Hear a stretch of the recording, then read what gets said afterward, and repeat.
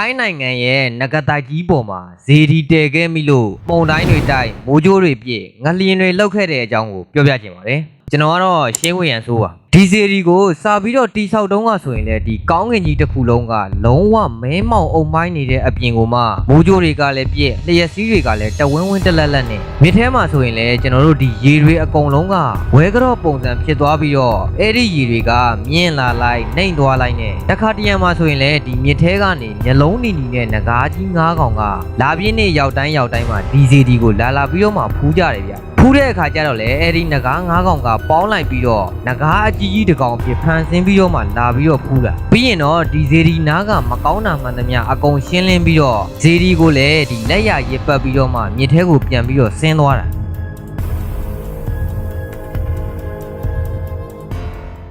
ဒီဇေဒီရဲ့နာမည်ကဝက်ဖရာတပ်ဖနောထိုင်းနိုင်ငံရဲ့အရှေ့မြောက်ပိုင်းနခွန်ဖနန်ပြည်နယ်ရဲ့တောင်ပိုင်းလာအိုနယ်စပ်အနီးမှာရှိပါတယ်ဒီဇေဒီကလည်းကဘာပေါ်ကဗုဒ္ဓဘာသာဝင်တွေအားလုံးရဲ့အထွတ်မြတ်ထားရနေရာတစ်ခုပါဒီဇေဒီရဲ့ area တွေကဘာပစ္စည်းတစ်ခုကိုမှစိတ်လေးနဲ့ရောင်လို့တောင်မှသွားပြီးတော့မယူမိစေနဲ့ဗျတကယ်လို့များသွားပြီးတော့ယူမိမယ်ဆိုရင်တော့ဒီကအဆောင်လျှောက်တွေရဲ့ဒဏ်ခတ်မှုတွေကိုခံရလိမ့်မယ်ဘာဖြစ်လဲဆိုတော့ဒီဇေဒီကတာမန်လူတွေတည်ထားတဲ့ဇေဒီမဟုတ်ဘူးဗျငကားမင်း၅ပါးနဲ့မုံပရင်၅ပါးစုပေါင်းပြီးတော့မှတည်ထားတာတည်ထားတဲ့အခါကျတော့လေဂေါရမမြတ်စွာဘုရားရှင်ရဲ့ရင်ဘတ်အယိုးကိုဌာပနာထားပြီးတော့မှတည်ထားတာဒါကြောင့်မို့လို့လဲတကိုးလဲအရန်ကြီးသလိုအဆောင်လျှောက်တွေကလည်းအရန်များတယ်ဒါတွေကိုတော့ဒီနေ့ခေတ်မှာပြောရင်တော့ယုံတဲ့သူကခက်ရှားရှားရဲ့ပါတစ်ဖက်မှာတော့ဒါမျိုးတွေကိုမယုံလို့ဆိုပြီးတော့သူတေသနာလုပ်တဲ့အဖွဲ့တွေကလည်းတသက်ရှိပါတယ်ဒါပေမဲ့သူတေသနာတွေမလုပ်ခင်1985ခုနှစ်ရဲ့မတ်လလောက်မှာတော့ထိုင်းနိုင်ငံမှာမြေငလျင်တွေအကြီးကျယ်လှုပ်ခဲ့တယ်အဲဒီတုန်းကဆိုရင်တော့အဲ့ဒီဇေဒီကြီးလည်းအပ်သွားခဲ့ရတယ်ပေါ့လေဒါနဲ့ပဲသိမကြလိုက်ဘူး1985ခုနှစ်ရဲ့ဩဂတ်လမှာတော့နောက်ထပ်တစ်ကြိမ်ပုံတိုင်းအကြီးတစ်ကြိမ်ထပ်ပြီးတော့တိုက်ပါတယ်ဒါပေမဲ့ဒီအခါမှာတော့ဇေဒီကြီးက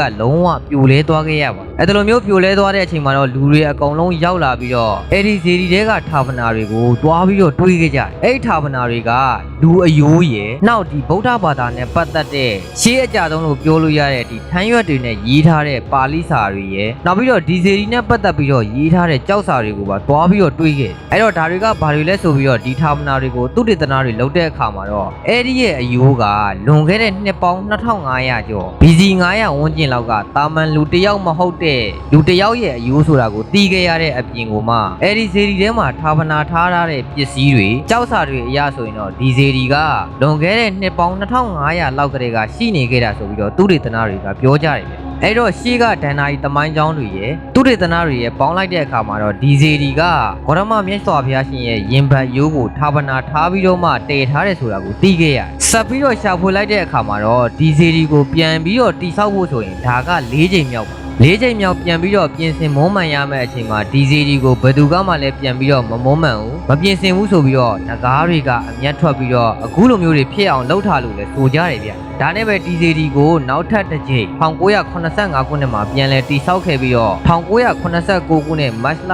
23ရက်နေ့မှာတော့ပြီးစီးခဲ့အဲ့ဒီနေ့ကလည်းထိုင်းနိုင်ငံရဲ့သမိုင်းဝင်မှတ်တမ်းတွေကတစ်ခုပါဒါပေမဲ့အဲ့ဒီတိဆောက်ခဲ့တဲ့နှစ်တွေတုန်းကဆိုရင်လည်းလူတော်တော်များများကဒီကောင်းကင်ယံမှာမွေအကြီးကြီးတစ်ကောင်ကိုတွေးခဲ့တဲ့ပြောကြတယ်ဗျကျွန်တော်ကဒီဗီဒီယိုထဲမှာစကားပြောလို့ကောင်းအောင်ဇေဒီလို့ပဲပြောတာဒါပေမဲ့တကယ်တမ်းကြည့်လိုက်မယ်ဆိုရင်တော့ဒီဟာကြီးကိုဘယ်သူကမှဇေဒီလို့တော့ထင်မှာမဟုတ်သူကဒီအထဲထဲမှာဆိုရင်တော့ဒီမြတ်ဗုဒ္ဓရဲ့ဓာတ်တော်တွေရဲ့တကယ်ဒီဗုဒ္ဓဘာသာနဲ့ပတ်သက်တဲ့ရှေးဟောင်းအမွေနှစ်အကုန်လုံးကိုဌာပနာထားပြီးတော့မှသိမ်းထားတာအထဲမှာဆိုရင်လည်းကျွန်တော်ရှေ့မှာပြောသလိုပဲတကယ်ရှေးအကြဆုံးဒီထန်းလက်တွေပေါ်မှာလက်ရေးမှုနဲ့ရေးထားတဲ့ဗုဒ္ဓစာပေတွေနှောက်ကပီးတွေဖျားပုံတွေရွှေငွေကြောက်တံပရံများတွေဒါတွေအကုန်လုံးကိုဒီထဲမှာထည့်ထားတာဒါတွေကိုဘယ်သူကစောင့်ရှောက်ပေးနေရတာလဲဆိုတော့ဒီငကားကြီး၅ကောင်ကစောင့်ရှောက်နေရတာပေါ့လေအခုမြင်နေရတဲ့တချို့ဖျားစီတွေကကျွန်တော်တို့အခုနှောက်ပိုင်းကြမှသာလာပြီးတော့ဌာပနာထားကြတာပေါ့လေအရင်တုန်းကရှိတယ်ဆိုပေမဲ့လည်းဒီဗုဒ္ဓဓာတ်တော်တွေရဲ့စာပေတွေရဲ့နောက်ပြီးတော့တန်ဖိုးဖြတ်လို့မရတဲ့ဇေဒီတွေရဲ့လောက်ပဲရှိတာပေါ့လေအခုဆိုရင်တော့အဲဒီအထဲထဲမှာဌာပနာပေါင်း1062ခုရှိရလို့တည်ထားရတယ်အခုဆိုရင်တော့အဲဒီထက်လည်းပိုကောင်းပိုနေမှာပေါ့လေဟိုကျွန်တော်တို့ဒီအပြင်မှကြီးလိုက်တာနဲ့တင်ကိုပဲငကားတွေရဲ့အငွေးသက်တွေကိုရနေတဲ့အပြင်ကိုမှသူကဒီလမ်းမီးရိုင်တွေဆိုရင်လေ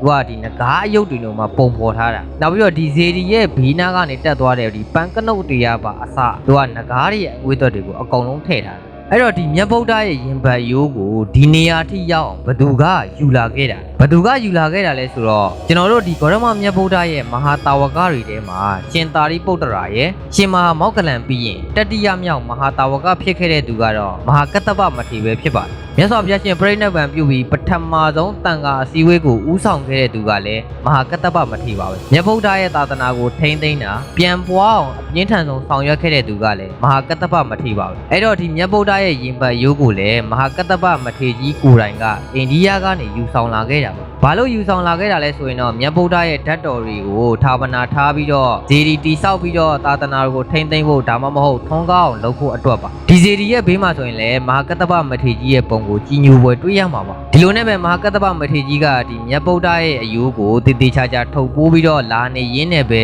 ဒီမြေအောက်မှာခိုးအောင်နေတဲ့နဂတိုင်ကြီးရဲ့အပေါ်တဲ့တဲ့ကနေဖျက်လျှောက်လိုက်တယ်ဆိုရင်ပဲအဲ့ဒီအချိန်မှာမဟာကတ္တပမထေရရဲ့လက်ထဲကနေအလင်းရောင်တွေထွက်လာပြီးတော့အဲ့ဒီအလင်းရောင်တွေကဒီတိုင်နှန်းကြီးရဲ့အပေါ်ရန်တော်လွာလုံးကိုဖျက်ဆီးလိုက်အဲ့ဒီအချိန်မှာပဲဒီရေအောက်မှာကျင်လည်နေတဲ့နဂါးကြီး၅ကောင်ကငါတို့ရဲ့အတိုက်ကိုဘယ်သူလာဖျက်ထားလဲဆိုပြီးတော့အမျက်ထွက်သွားပြီးတော့ချက်ချင်းမြေပေါ်ကိုဒေါသတကြီးနဲ့တက်လာခဲ့ဒေါသတကြီးနဲ့ထွက်လာတဲ့ဆိုပေမဲ့လည်းယဟန္တာတစ်ပါးကိုတွေးလိုက်တဲ့အချိန်မှာတော့ချက်ချင်းပဲကြည်ညိုသွားခဲ့ပြီးတော့မဟာကတ္တပမထေရရဲ့လက်ထဲကပစ္စည်းကလည်းမြတ်ဗုဒ္ဓရဲ့အယူမှန်သိတဲ့အခါကျတော့မဟာကတ္တပမထေရစီကနေမရရအောင်အလှူခံတယ်ရတဲ့အခါမှာတော့ဒါကိုဌာပနာထားပြီးတော့ဇေဒီတည်မယ်ကုသိုလ်ကောင်းမှုတွေလုပ်မယ်ပြီးရင်ဒီဇေဒီကိုပဲသူတို့ကစောင့်ရှောက်မယ်ဆိုပြီးတော့ဇေဒီကိုစာပြီးတော့မှစောက်တယ်ဒါပေမဲ့တချို့သမိုင်းစာအုပ်တွေမှာဆိုရင်တော့ဒီဇေဒီကိုတိစောက်ခဲ့တဲ့အထက်မှာမဟာကတ္တပမထေရကြီးကိုယ်တိုင်လည်းတိစောက်ခဲ့တာလို့ပြောကြတယ်ဗျအဲ့တော့ဒီဇေဒီကိုတည်ခဲ့တဲ့သူတွေကမဟာကတ္တပမထေရရဲ့နှခါမင်းကြီး9ကောင်ရဲ့မုံမင်း9ပါးရဲ့တည်ခဲ့တာပေါ့လေ